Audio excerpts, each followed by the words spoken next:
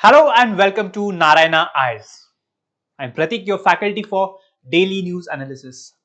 Students, I hope you're working hard towards your goal, right? Make sure that you are putting all your energy, all your efforts to clear the UPSC examination because this is one of the tough and one of the best examination of our country. So make sure you're working hard and most importantly, you're staying healthy, right? So let us start today's DNA with a beautiful motivation quote. And what is today's quote? To change your life, right? You have to change yourself, right? We often aim to change our life, right? But to change the life first, we need to change ourselves, and to change ourselves, we need to change our mindset. As I say, everything boils down to what mindset you display or you show. So mindset is something that you need to train. Mindset is something that you need to develop, right? So for example, to clear UPSC examination, you need to have a specific mindset, right? Mindset in the sense you need to be very disciplined, you need to be very committed. All the target that you have for a week, or let's say a day, 3 days, week, fortnight, month, you need to ensure that you're completing the target within the deadline, right? And making sure that you are scoring well in every examination. So this is the mindset that is required to clear the UPSC examination. So make sure you have the right mindset, right energy, and make sure you are putting all your resources, energy in the right direction, right? So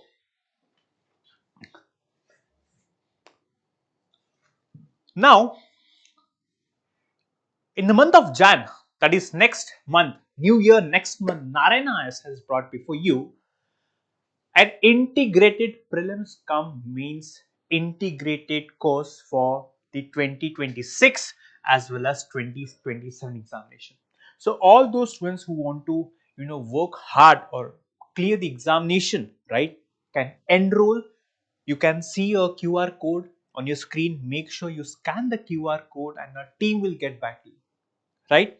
Now this will be a integrated prelims come mains, right, course, which means here our focus will be on both prelims as well as mains, right? And if you see why you need to choose Narayana S. So these are some features based on which you need to make a decision. And what are the reasons? First of all, 800 plus hours of general studies and CSAT online classes, right?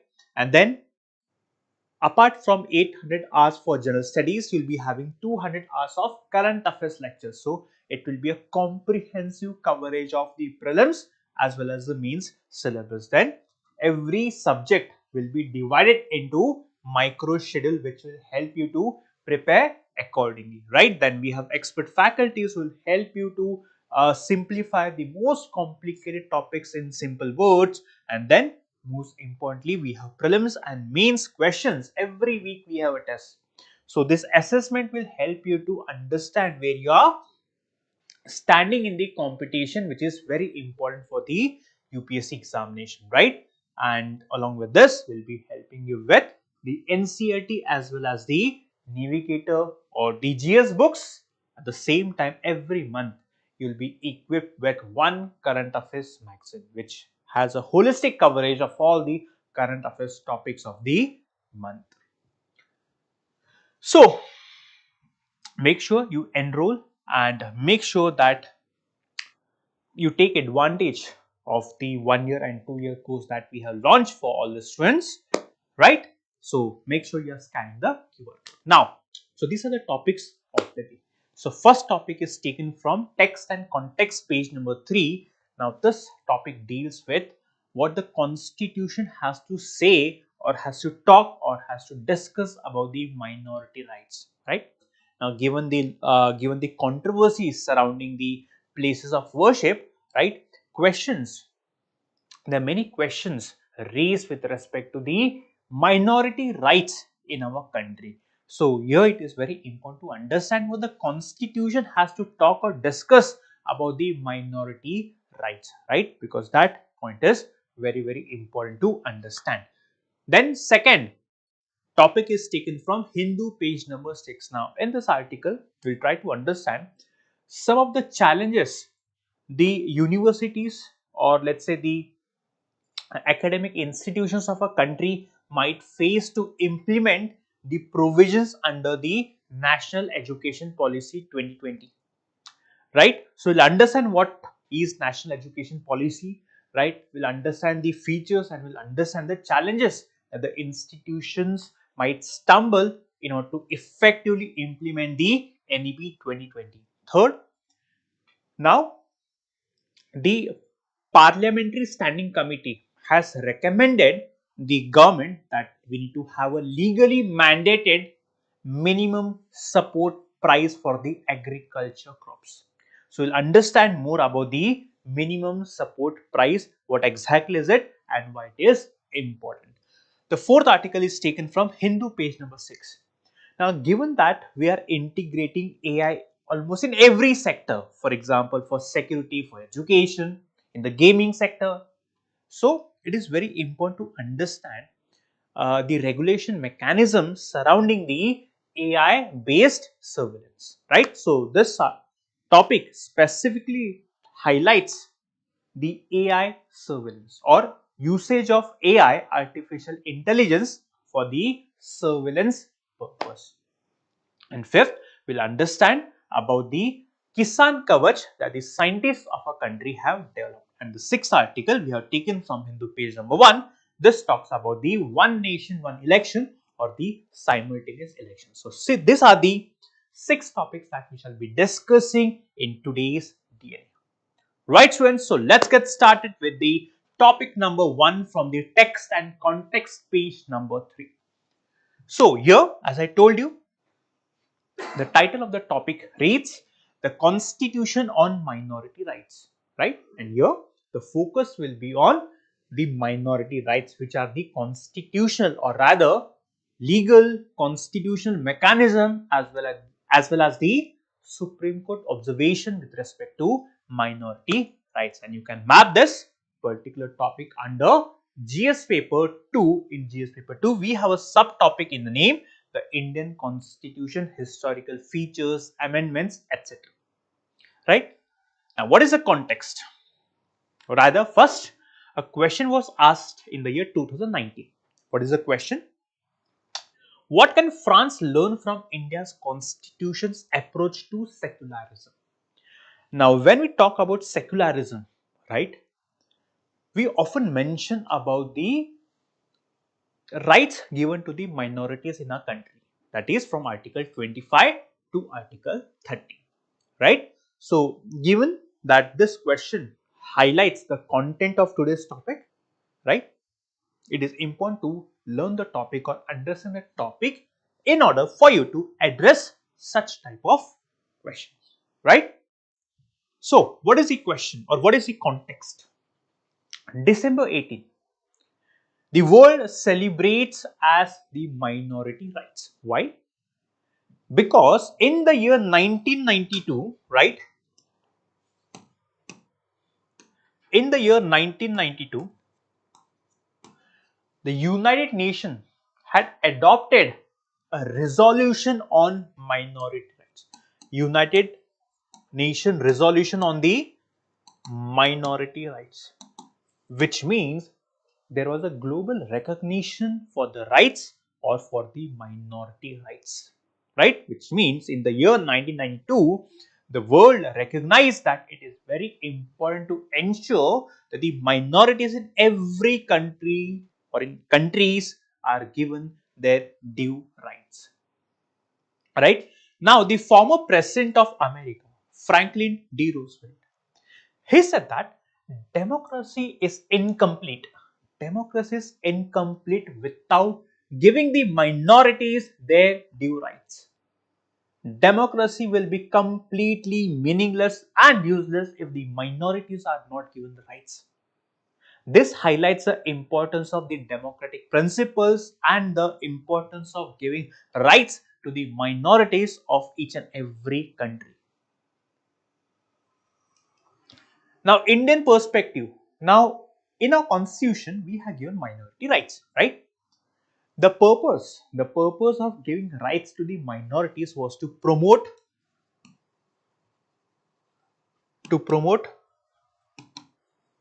cultural diversity.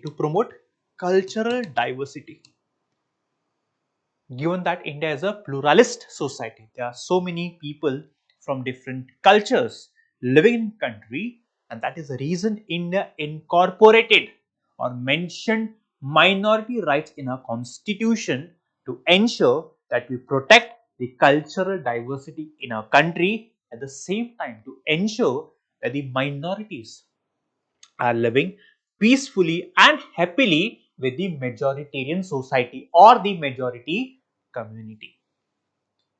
So, in this article, we'll focus on the constitutional dimensions or what the constitution talks about the minority rights. Now, if you ask me how the concept of minority rights got conceptualized, see, most of the modern principles, be it democracy, secularism, these concepts originated in the West. Similarly, the concept of minority rights also conceptualized or introduced in the West. For example, countries like Austria, Hungary, Switzerland, and then post World War I or World War II, countries like Poland, Czechoslovakia, they also introduced minority rights. If I talk about the Universal Declaration of Human Rights, now Article 17 of this declaration allows individuals to practice their cultures and tradition, thereby protecting and promoting cultural diversity. So these are the countries that started, giving specific rights to the minorities in their countries. So when it comes to evolution, you can mention countries like Austria, Hungary, Swiss, Poland, Czechoslovakia, etc. Right? Now, this one is very, very important to understand the debate in the Constituent Assembly. Now, Govind Ballabh Pant,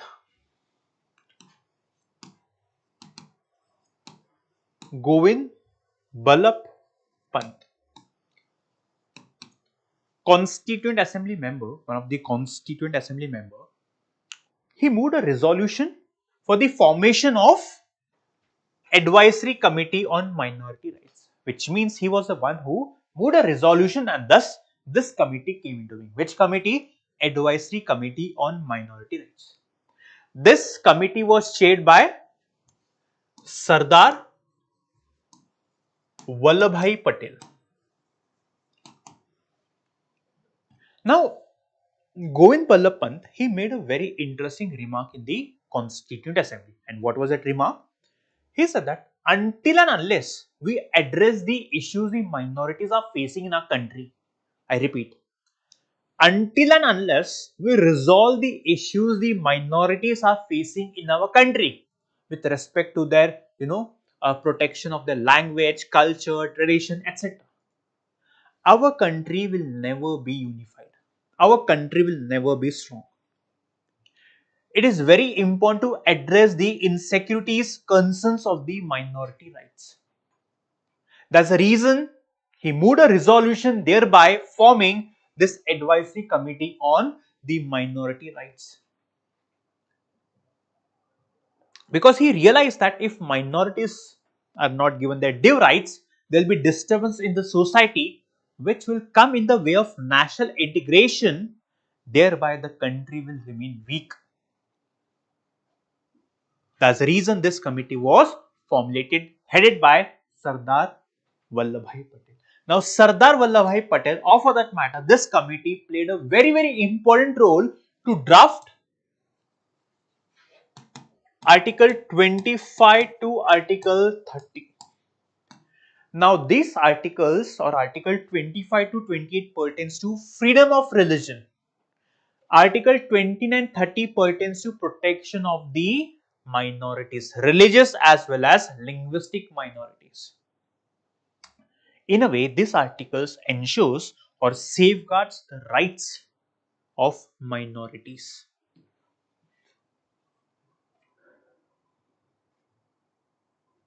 right?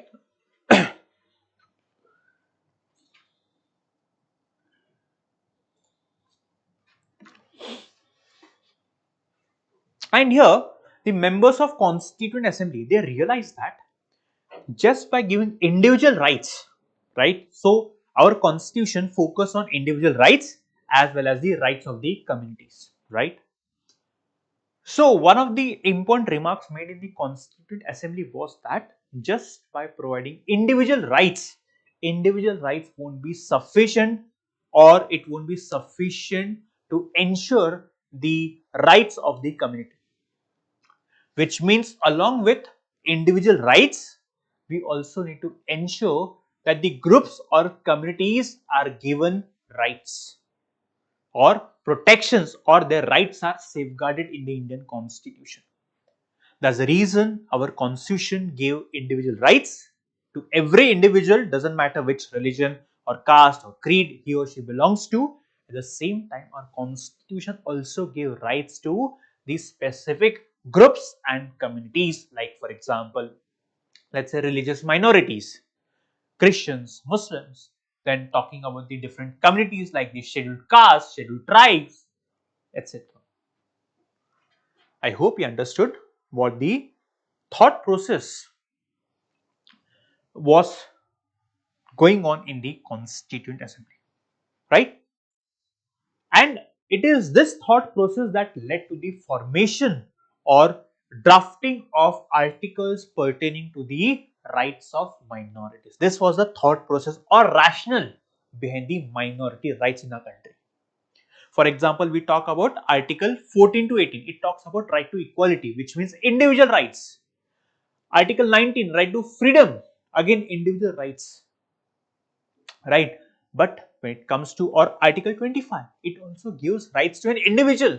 But what about group rights for Christians, for Muslims, for scheduled castes, for scheduled tribes? That's the reason we introduce this concept of minority rights in our country.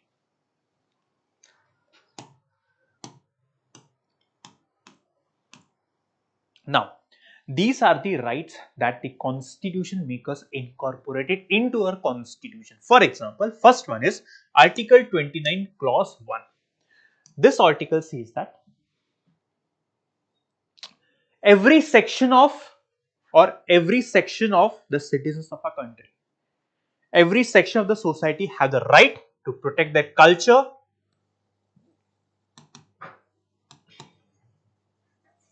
language and script. Every citizen, every specific community group, if they feel that they have distinct culture, language, they have the right to protect their language, script and culture.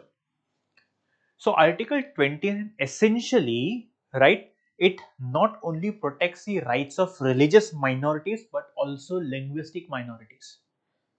So let's say for example, Marathi is a linguistic minority, or the people who speak Marathi, they are a group belonging to linguistic minority in the state of, let's say, Punjab.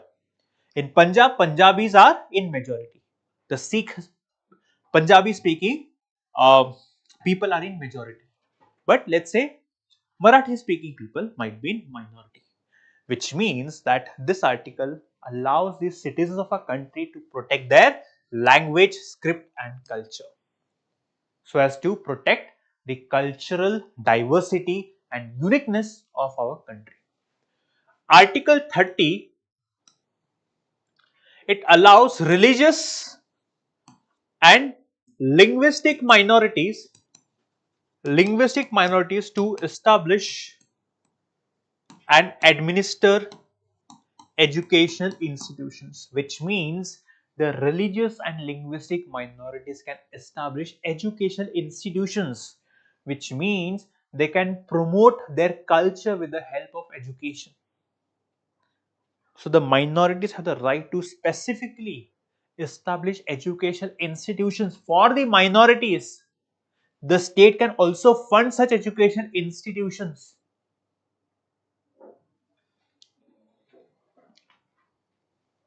Then we have Article Article 350A. Now, this article allows the children of linguistic minorities, or let's say, for example, again, the state of Punjab. Let's say if Punjab has got a substantial population of the Maharashtrians or Marathi speaking people, then the state of Punjab is mandated to provide education, primary education in Marathi to the students belonging to Maharashtra. It mandates the states are under obligation to provide primary education in the mother tongue or in the child's regional language. Article 358.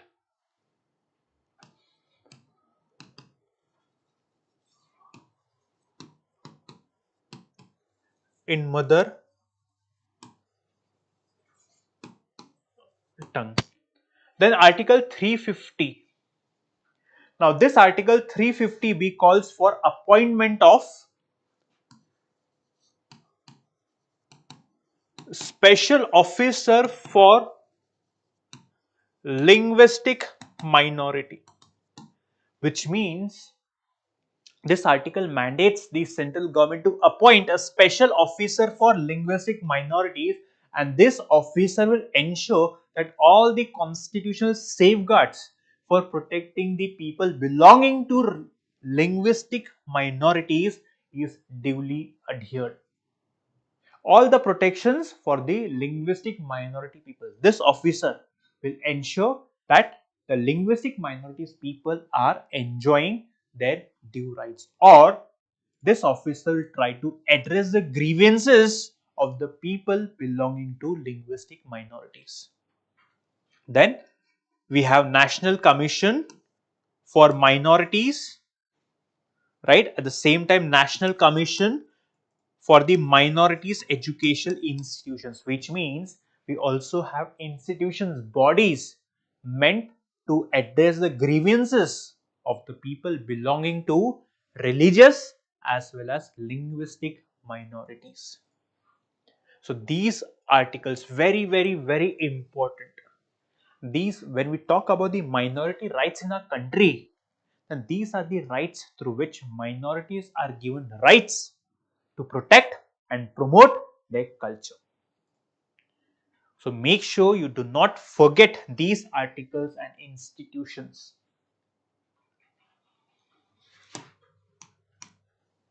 Now, these are some of the important cases of the Supreme Court which highlights the fact that time and again the Supreme Court, the highest judiciary, has highlighted the importance of minority rights in the country. For example, in the Kesavanda Bharti judgment of 1973, for the first time, basic structure doctrine was introduced, and this doctrine essentially says that there are certain provisions in the Indian Constitution which cannot ever be deleted from the Indian Constitution, even through Constitutional Amendment Act.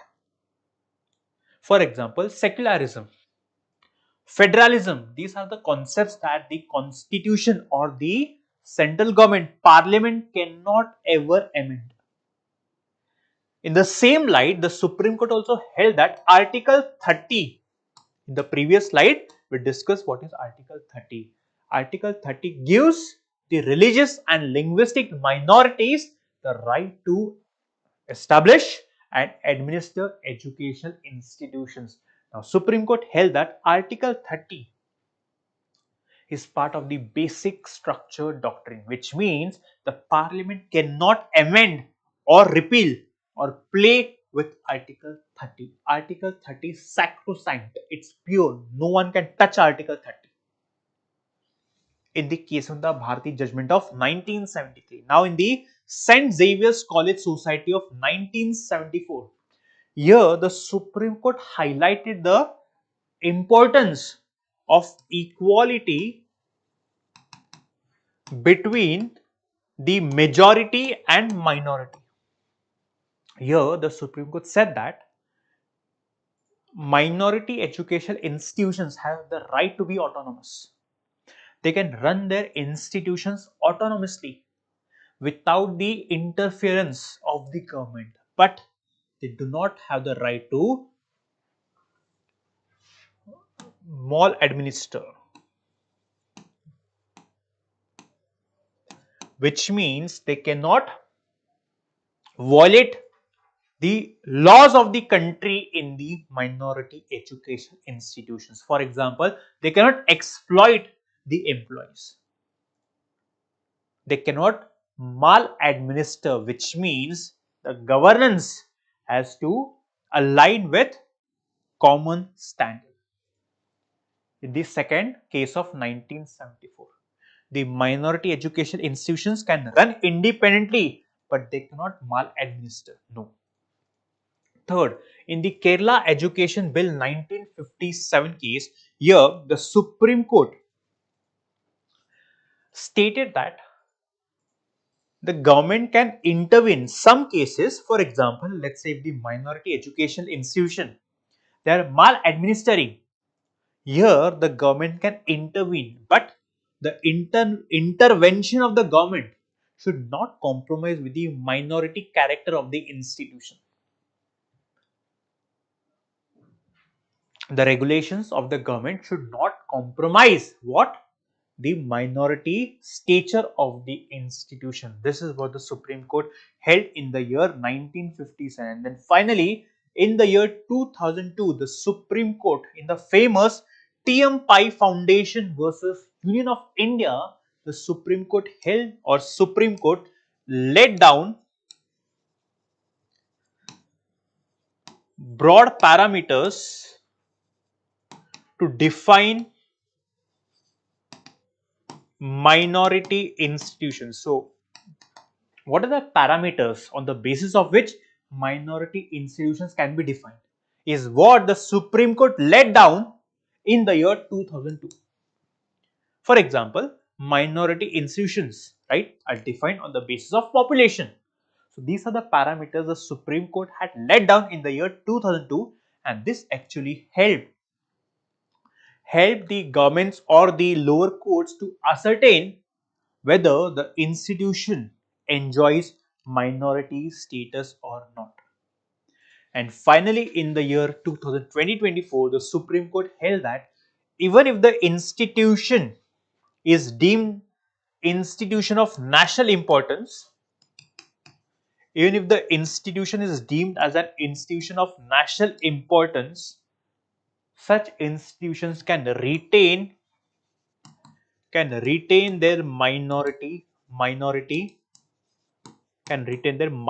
status. This is what the Supreme Court held in the year 2024. So these are some of the important cases with respect to minority rights in our country. Now, which are the challenges in implementing the minority rights? One, there's ambiguity in definition, which means the minority, the definition of minority is not defined in the constitution. That's the reason the application of minority rights, across the country hinders or is affected. Why? Because of lack of constitutional definition of minority rights. Then there are state level discrepancies, right? For example, the Hindus, let's say, are in minorities in Punjab and Kashmir, but they are not minorities in other states.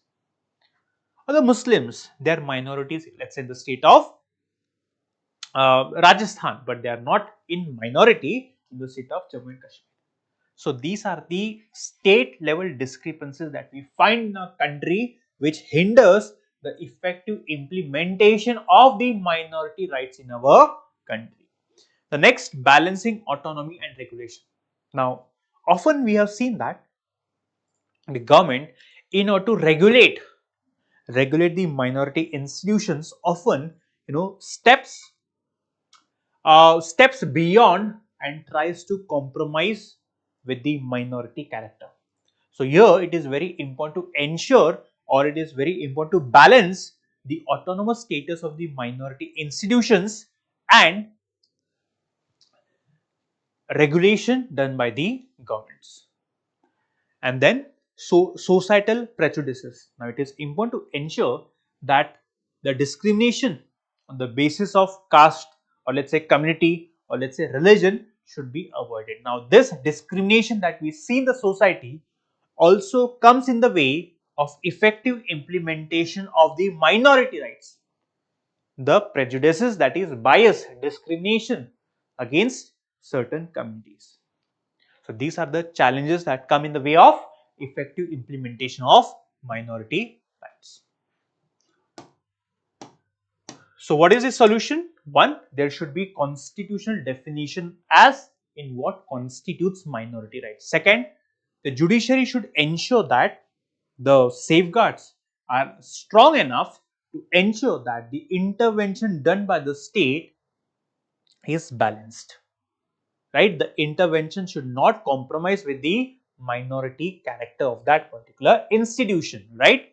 Then third, awareness campaign. Now here it is very important to educate the public about the minority rights in our country. As of now, many people feel that the minority should not enjoy any special rights, but here it is very important to understand the rationale. See, if you belong to a majority community, you might have, let's say, a negative view about the minority rights. Now let's say, imagine yourself to be staying in, let's say, a country where you are in minority.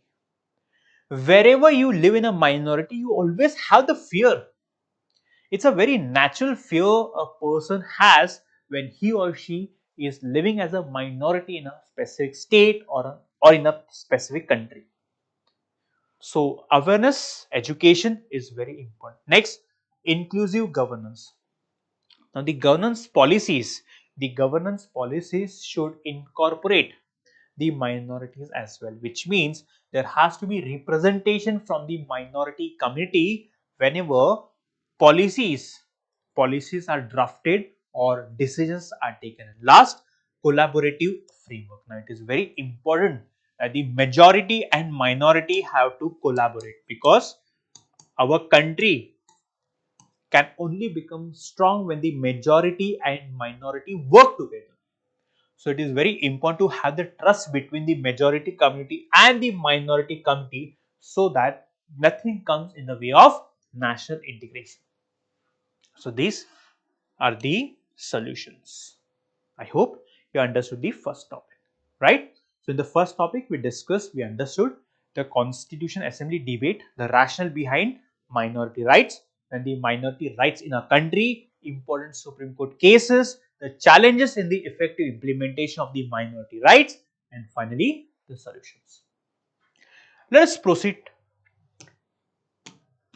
to the next topic. The title is Stuck in the Classroom, Students Teachers NEP 2020. Now, in this article, we talk about the National Education Policy 2020 and the challenges underlying this particular policy. You can map this topic under both prelims as well as mains.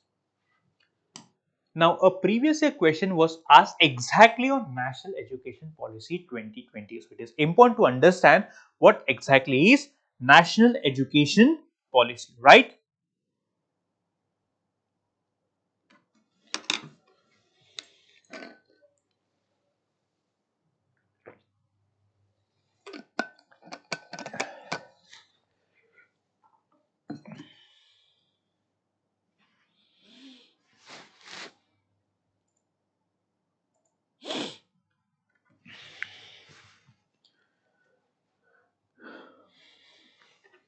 Now, what is the context?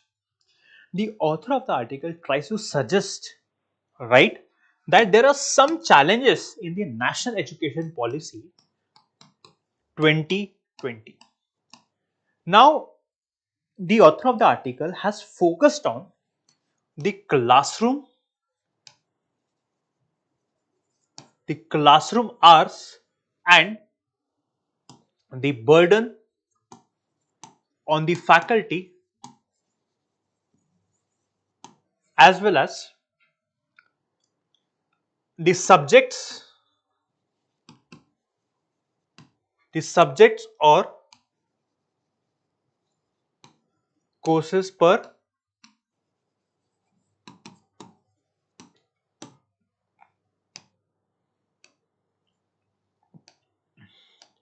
courses per semester. The number of hours a student has to take every week, subjects or courses per semester, and the burden on the teachers. Now, these are some of the reasons which is actually stopping India from, aligning the education system with the world's best education system. Here we are trying to compare our education system with the world's best universities or colleges. So the author of the article tries to highlight some challenges accruing or coming out of the long classroom hours, the burden on the faculties, as well as the number of subjects per semester.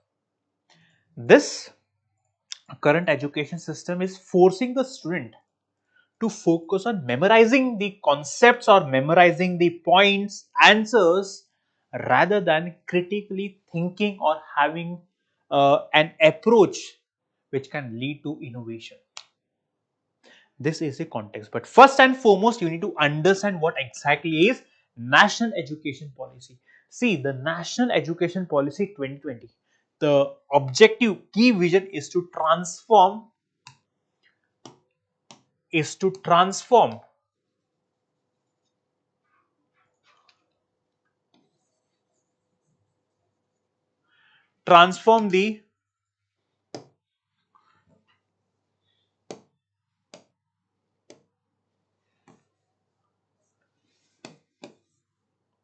transform the education system of a country, which means we know the challenges of our education system, which focuses more on rote learning, memorizing answers, rather than critically thinking or rather than innovating new things, right? So the objective is to transform the education system of a country, one, which means to make it affordable, which means anyone, even a member, even a child from the disadvantaged community can seek quality education, to make the education more and more qualitative, accessible, equitable. This is the vision. This policy intends to make our society knowledge driven.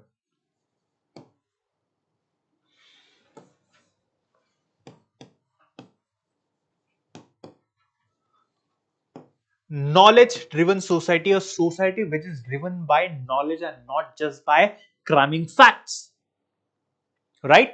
It focuses on critical critical now what is critical thinking, or let's say fostering creativity? What do you mean by fostering creativity or critical thinking? Which means, let's say for example, I'm teaching, right? Why I'm teaching? What is the reason why I'm teaching? Is it just to earn money, or do I have a larger purpose? Let's say for example, you are preparing for UPSC examination. What is the purpose? Is it only to clear the examination and enjoy the perks and privileges that come along with clearing the examination? Let's say you are studying computer engineering, or you are undertaking BA program, commerce subjects. What is the purpose? Are the subjects or course that you have taken aligning with your personality, aligning with the interest? This is what is referred to as critical learning. Let's say for example, you are studying a subject, polity.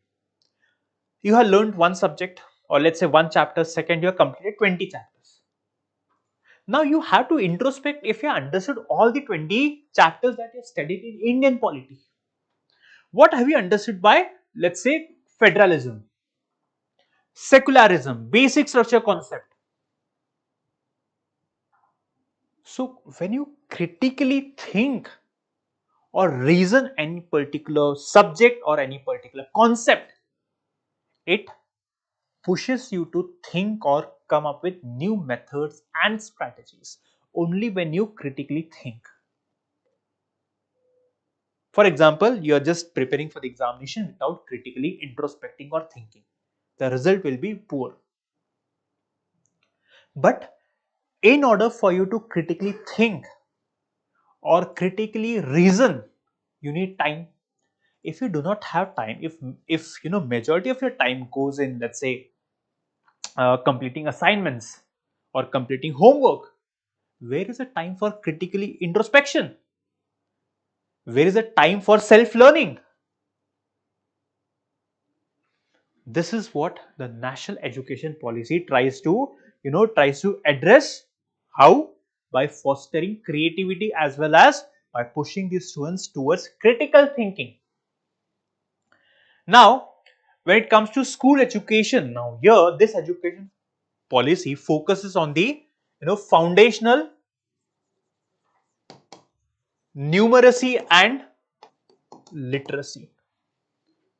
Foundational numeracy and literacy also introduces flexibility. What is flexibility? Which means it allows a student to take multiple subjects. Let's say, for example, in your 11th grade, if you're taking, let's say, if you're studying arts, now the NEP policy allows a student who has taken arts to also learn data analytics, or let's say a subject from science. Or it allows a student who is pursuing science to learn a subject from arts. This is referred to as flexibility or multidisciplinary education.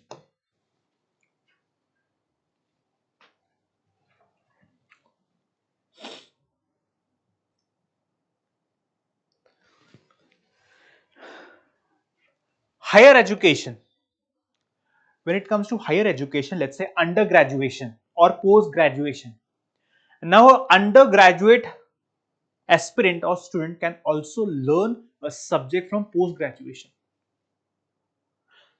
A student from post graduation can also learn a subject from other stream, which means here the objective is to make the higher education as comprehensive or as wide as possible.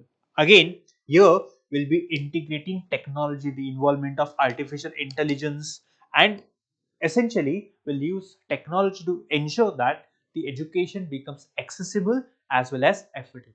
And most importantly, the focus is to ensure inclusive education, which means even a student from disadvantaged community should be in a position to access quality education. So this are the objectives of the national education policy. The purpose is to transform the education system so as to deviate from the rote learning and focus on the holistic learning. This are the objectives of the national education policy. Now we'll focus on the challenges the author of the article has tried to highlight. Now, first challenge, uh, the author has tried to highlight is the comparison of classroom time. Now, on an average, an Indian student, he takes 20 hours of classes per week. 20 hours of classes per week, and in the Western countries, this is 12 hours. Also, the number of subjects or courses or subjects per semester, right? Now, the Western countries have typically, 3 to 4 courses or subjects per semester, and India, if you compare that in India, it's in between 6 to 8. So the point is, if a student, uh, gives much of his time to attend the classes, or for that matter to complete the syllabus, where is the time for critical thinking? Where is the time for self-learning? Which means of all the time a student has, he is giving the time to attend the classes, or let's say completing the assignments or learning for the preparing for the examination. There is no time for self-learning, and if there is no time, there is no room or a space for critical introspection or critical thinking, then this hinders the creativity in the student. So, in order to create, in order to be creativity, in order to be creative and innovative, you need time. That's the reason The focus has to be to reduce the number of hours. Second, challenges in continuous assessment and learning approaches. See, the most effective way of assessment, or one can assess a person, how can you assess yourself? Through the mock tests. Similarly, a student can be assessed through, let's say, quizzes, right? Then term paper, then essays into understand the understanding of the topic, or let's say group project. So these are the ways through which a student can be assessed. But again, given the limitation of time, the students are assessed through multiple choice questions. Now, through multiple choice question can be one of the ways to assess a child's progress, but cannot be the only way. Now, many of the examinations have become objective based. So, to understand the depthness of a topic in a student, essays are important, but because of the time constraint, the focus is on multiple choice questions, which means again, there is no critical learning, there is no critical introspection, and so there is no creativity. The next, impact on faculty workload and teaching quality. On an average, the faculties in our country teach close to 16 hours per week. If you compare that in the Western countries, it is just half, that is 8 hours per week. Now, if the faculties are so busy in delivering the lectures, where is the time for faculties to assess or analyze a student's progress? Because a faculty also needs to read his subject. He also needs to update his content, knowledge. But if a faculty is giving so much of time in delivering lectures, then that will impact the quality of teaching. Why? Because there is no time.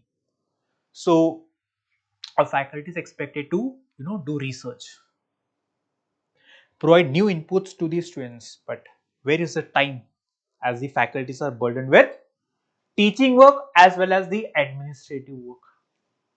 Next, disparities across institutions. Now, if I talk about the IITs and IIMs, now these institutions are better placed as compared to the other higher educations, which means the other higher educations or institutes, they lack the resources and expertise that we get to see in the IITs and IIMs, which means there's disparities across institutions, which means majority of the educational institutions that do not align with the global standards.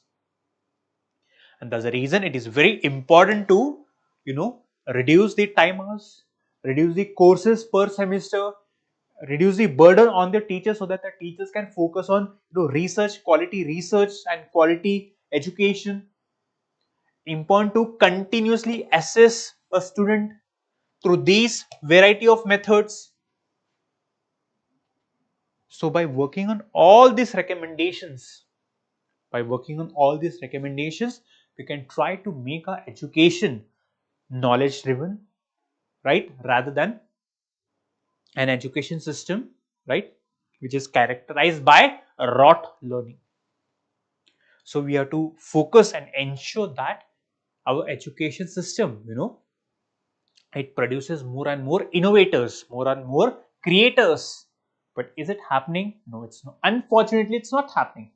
That's the reason the education ecosystem has to be designed in such a way that leads creativity and innovation than just rote learning. I hope you understood the second topic as well.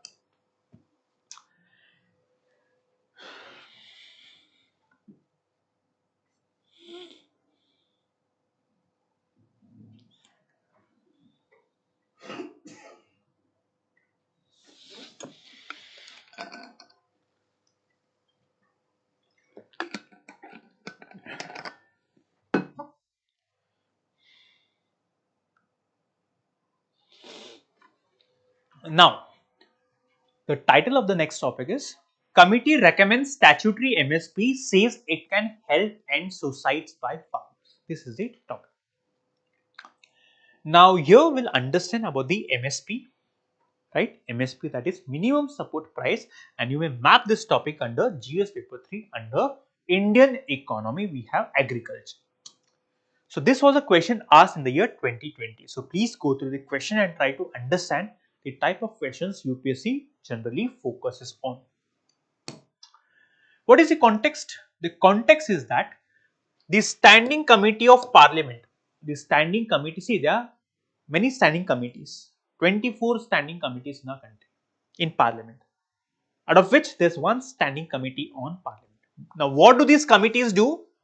See, the members of Parliament do not have time to do research on a particular topic, on a particular subject.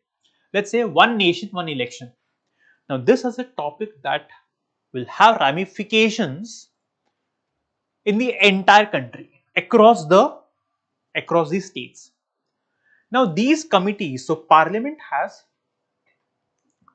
standing committees. Now the mandate of this committee is to do the research, to analyze a particular subject. Now this is with respect to mandating or making the MSP or legally mandating the minimum support price.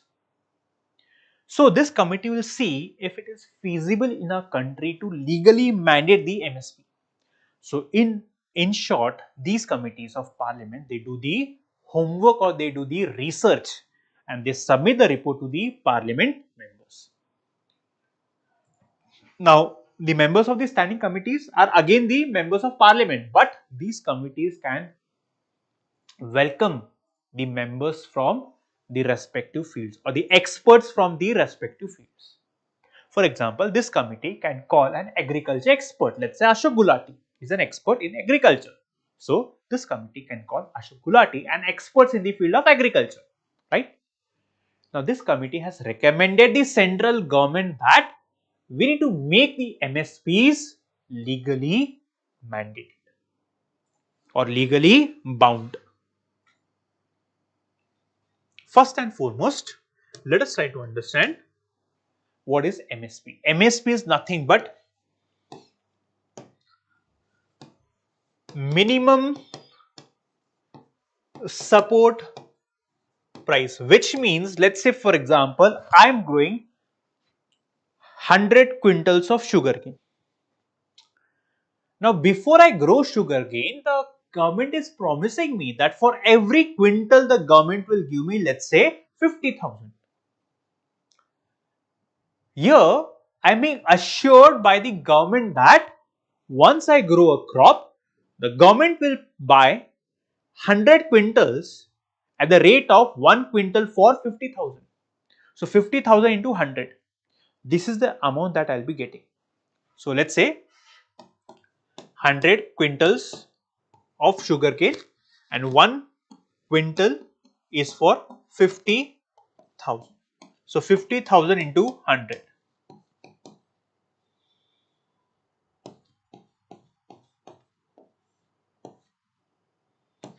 50 lakhs. This is coming out to be 50 lakhs. Which means that if I grow 100 quintals, I know that I'll be getting at the end of the harvesting, I'll be getting 50 lakh rupees. Example. Which means this is providing assurity to the farmers. This is providing assurity to the farmers. Now this is very, very important. Why? To prevent the suicides of farmers in our country. To prevent the suicides of farmers in our country. To boost the rural agriculture goes. Reduce the farmer suicides. To boost rural economic and to ensure national. These are the reasons why the committee has recommended to make MSP legally bound. See, as of now, yes, the government provides MSP to certain crops, yes, but these are not legally bound, which means there is no legal backing.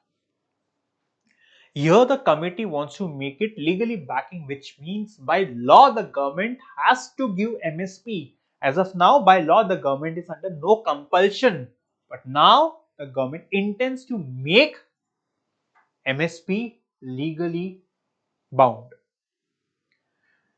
This MSP concept was first introduced in the year 1996-1967. Here, the government had given MSP for 1 quintal of wheat. Back then, in the year 1966-67, it was 54 rupees per quintal. 54 rupees per quintal. This is what the government gave to the farmers who had grown 1 quintal of wheat. So let's say if they are growing 10 quintals, 54 into 10, 550 rupees. First crop to receive the MSP was wheat. Again, a very important point for your prelims. Please mark this. We are facing food shortage. Now, as we are facing food shortage, the government pushed the farmers to grow crops so that our country can be food sufficient country. The demand of food in our country can be met. That's the reason the government gave MSP. This MSP is fixed by whom? By the central government, which means the MSP is fixed by the central government on the recommendation of Commission for Agriculture Cost and Prices. Very, very important for your examination. And then we have this Food Corporation of India, FCI, which is the nodal agency in the Ministry of Agriculture, and this corporation procures crops from the farmers. So please clear the confusion. One, the central government fixes the MSP. 1 quintal of wheat will get this many rupees. Who recommends it? This commission recommends it. Once the government decides who buys it, this corporation. So all these points can be twisted in the prelims examination, right?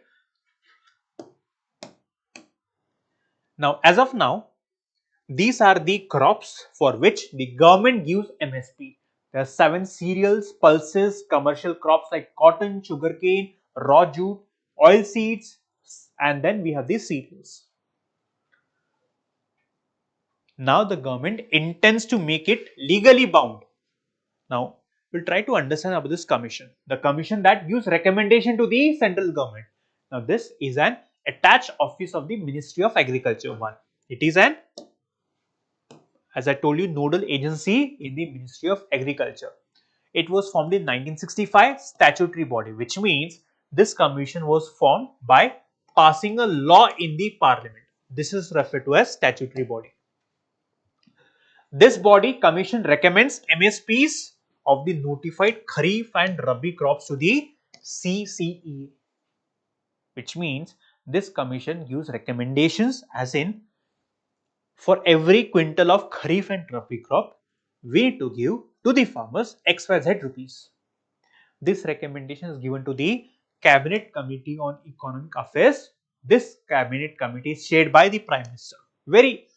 Each and every point is important for your prelims examination.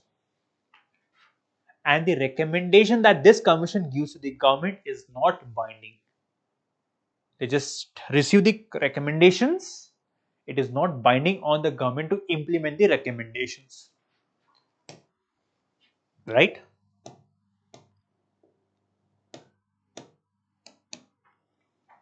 Now, what are the recommendations? One, to legalize the MSP. Why? So as to reduce the suicides, boost agriculture growth. Second, increase in PM Kisan. Now, what is PM Kisan? Now, PM Kisan is a financial incentive. Financial incentives given to the farmers. So every year, a farmer gets 6,000 rupees per year in 3 installments, 2,000 each. This committee has recommended that this amount has to increase to 12,000 per year from 6,000. And then this PM Kisan payment should also include, as of now, it includes only the farm owners, farm, now it should also include the tenants and the agricultural laborers. Third, debt relief and loan waivers. So all the loan or debt the farmers have taken should be cancelled, should be waived off. And here it is very important to note that this commission has recommended the government to reduce the dependency on loans. The farmer should not be dependent on the loans. Even if they are dependent, they should depend on the formal loans, not the informal loans, which are charged heavily at, let's say, 30, 35, 50% interest. And last, there should be a national commission, establishment of national commission, and this commission will decide the minimum wage that every farm laborer should earn in a day. So this commission will decide the minimum wage for the laborers working in the agriculture industry. So these are the recommendations given by the Standing Committee of Parliament on Agriculture. I hope you understood the topic, right?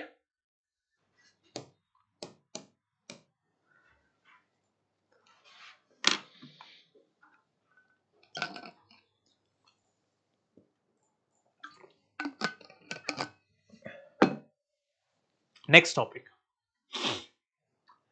The legal gaps in India's unregulated AI surveillance.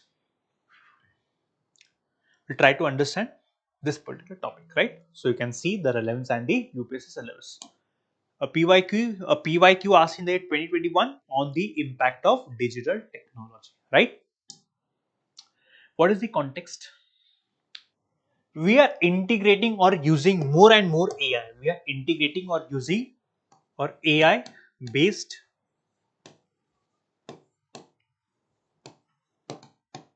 surveillance. For example, we have the face identification system. We are using AI for surveillance. We also plan to manufacture 50 AI based satellites. We also plan to manufacture 50 artificial intelligence based satellites. Now, given the advancement or expansion of AI for surveillance, these things have raised questions or concerns about the privacy violation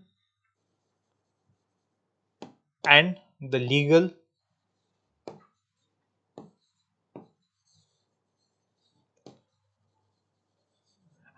safeguards. Given the extent to which we are using artificial intelligence, it has raised questions on the privacy violations of the human beings. This is the context. First and foremost, what is AI powered surveillance? What is surveillance? Observation. Surveillance is nothing but observation.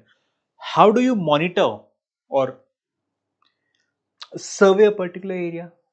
Through cameras, through drones. So cameras, drones, sensors are the tools that we use for the surveillance. For example, Indian-Pakistan border.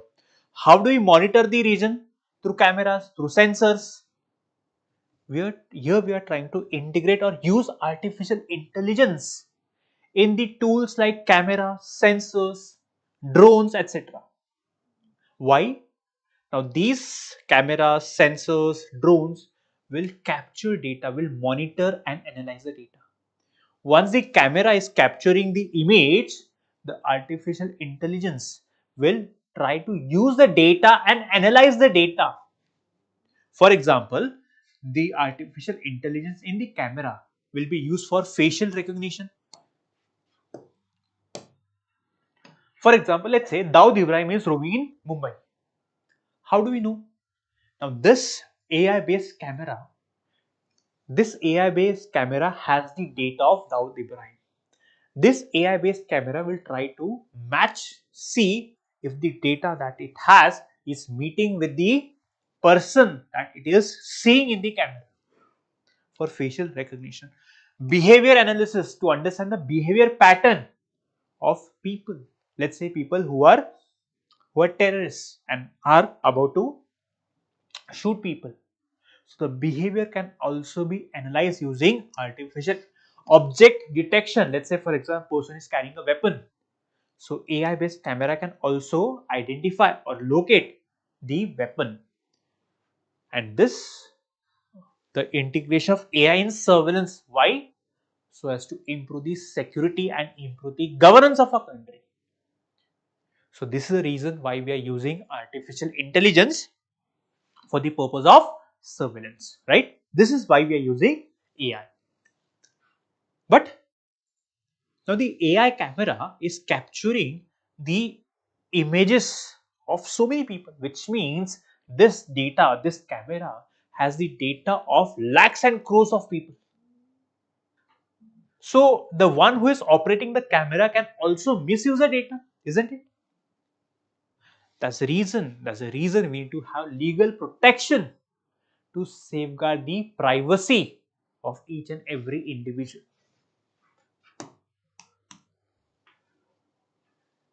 Now, the fact that we are expanding AI in surveillance can be justified by these points. For example, in the year 2019, the Indian government announced plans to implement the automated facial recognition system. Now, the facial recognition system will be AI driven.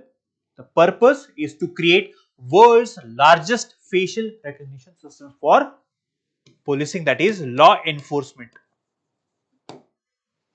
Then surveillance at public places. Now, AI driven facial recognition are used in the railway station and other crowded locations. We are already using, the government is already using AI driven surveillance or tools to, in the crowded places like the railway station and other public places. Why? To locate, to understand the behavior analysis, to detect an object, or let's say for example a criminal is wanted in our country. So this sensor, this AI based tool will try to identify the criminal. AI powered satellites. As I told you, we are manufacturing 50 AI powered satellites.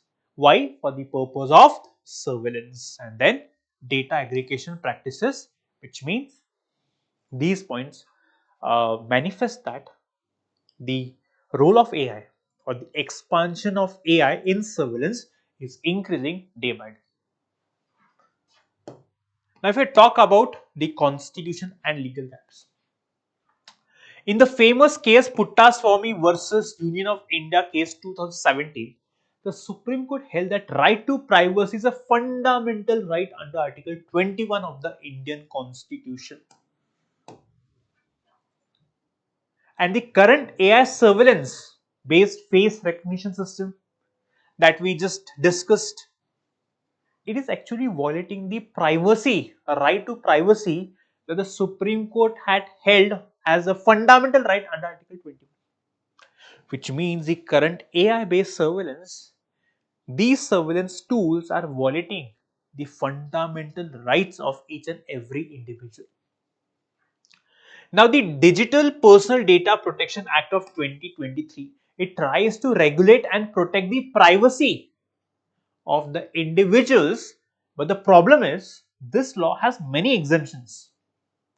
This law has many exemptions. For example, when it comes to medical emergencies like epidemics, it gives the government the power to use the privacy data without the consent of people. Or let's say for national security, the government can use the consent or use the data without the consent of the particular person. The point is, though this law is trying to regulate the privacy, but somewhere given the exemptions this law has in favor of the government, this law is diluting the fundamental right of each and every individual.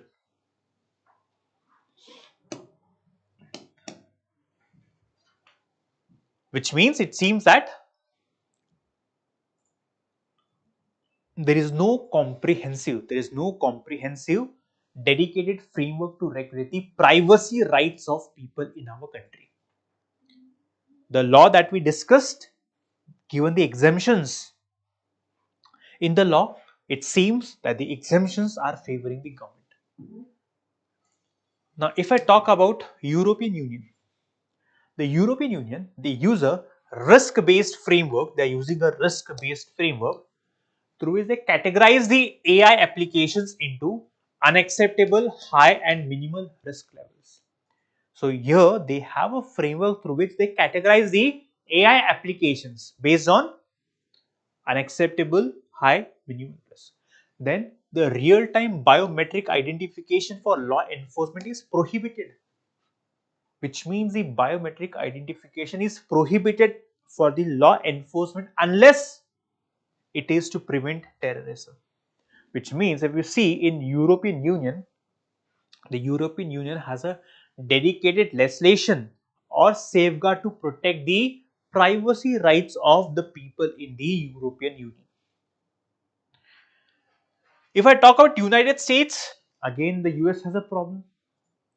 The law in America gives exemptions to the government through which, under the guise of national security or for national security purpose, the government in America can again breach the privacy rights of the people in America, which means the regulatory mechanism in America, in the states of America, is weak, just like in India, right?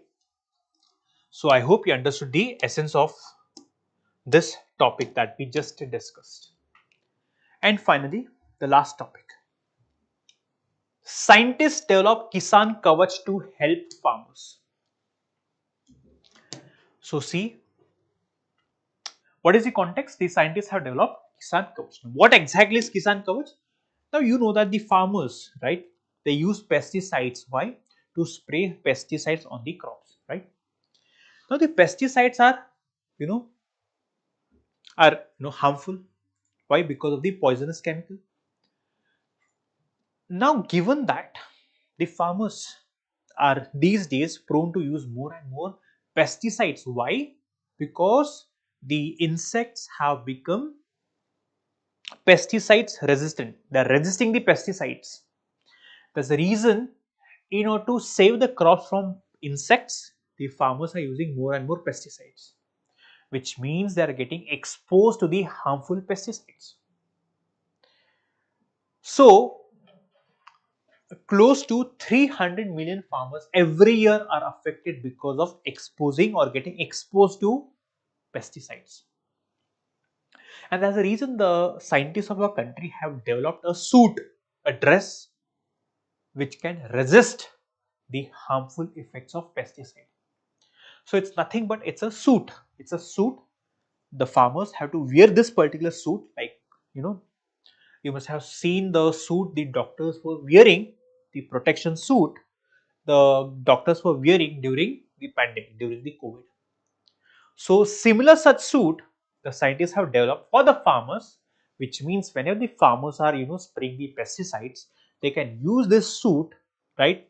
Use this suit so that they can ensure that the harmful pesticide is not affecting the farmers, because the exposure of pesticides is affecting the nervous system, respiratory organs. It is affecting the circulation of blood, and it is also leading to death. Now given the harmful impact of pesticides to the farmers, this invention by the scientists is really a positive step, right? So this is all about Kisan Kavach. So all you need to know is what exactly is Kisan Kavach. So there can be a statement in the prelims. Kisan Kavach recently seen in the news is, related to which of the following options. So all the four options will be pertaining to agriculture. Why? Because Kisan is self-explanatory, but you need to exactly know what is Kisan Kavach and what is it, devised or developed for, right?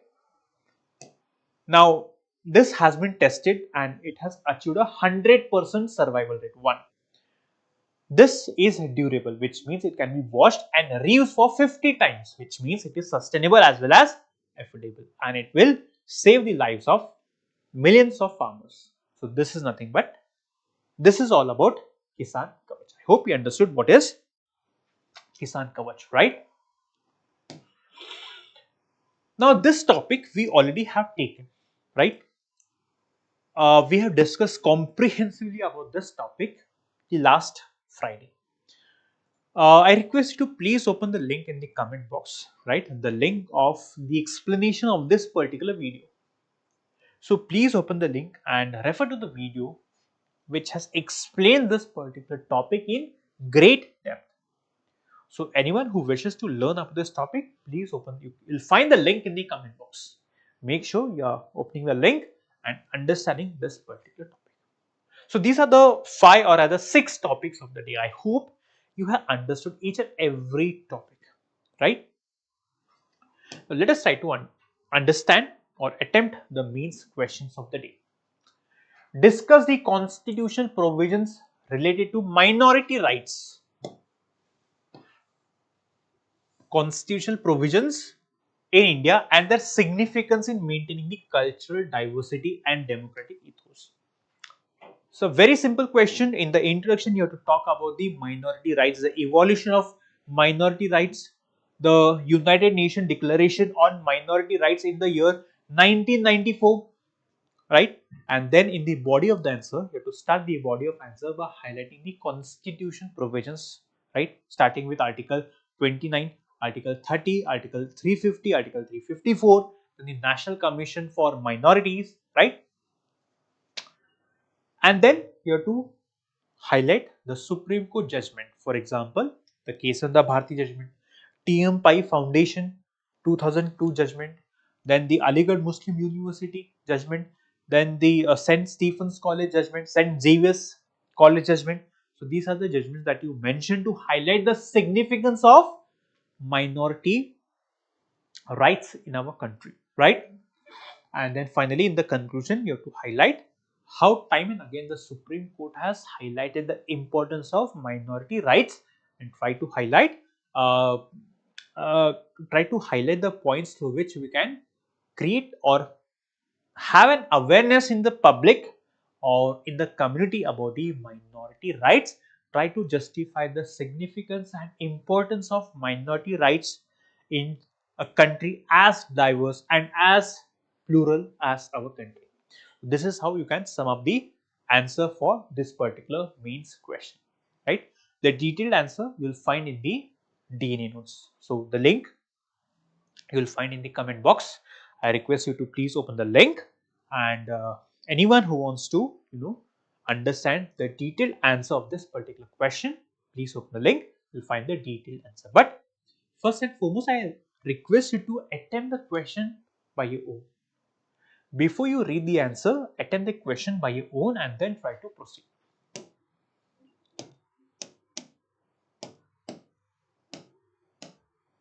Now let us try to discuss the questions based on yesterday's topics. Consider the following statements regarding the Information Technology Intermediary Guidelines and Digital Media Ethics Code. The Ministry of Electronics and Information Technology notified these rules under the IT Act 2000. Exactly, this is what we discussed yesterday, right? OTT platforms like Amazon Prime, Netflix are requested to classify their content based on age suitability, such as underage, uh, UA 13 plus, UA 16 plus, and adult. Yes, this one is also correct. Third, Ministry of Electronics and Information Technology oversees the implementation of no. It is the Ministry of Information and Broadcasting. So this statement is incorrect. The correct answer is option A. The next question. What does the term greenwashing refer to? Again, a very simple question. This term has been in the news many times, so you should be in a position to attempt this particular question. It is one of the easiest questions that you can attempt. It is about misleading claims about environmental suitability to appear eco-friendly. So these days the companies, right, many of the companies are trying to brand their products as environment friendly, but in reality they are not at all environment friendly, just to attract the people and encourage the people to buy their environmentally friendly, products. They advertise or they mislead the people by creating fake advertisement. This is referred to as greenwashing. Next, which of the following goods are included in the highest GST tax slab in India? So highest, now this you have to use your common sense, right, to try to attempt such questions. Now high-end motorcycles, yes, so this is a luxury. As this is a luxury, so obviously such products or goods will attract highest tax slab of GST. So yes, printers and computers, no, they are very important, so they cannot attract highest tax slab. Cigarettes and aerated drinks, yes, it's harmful for the body, so it attracts highest tax slab. Industrial intermediaries, no, why? Because they are very important for the manufacturing industries. Imitation jewelry, now this can or cannot be. So the either answer has to be 1, 3 or 1, 3 and 5. Now even this imitation jewelry, right? No, this jewelry attracts a GST tax slab of 3%. So the correct answer is option B, right? Now these are the questions based on today's topics. Question number 1, question number 2 and question number 3. Now I request you to please attempt these questions in the link given in the comment box, right? Make sure you are attempting these questions and I request you to please post your score in the comment box, right?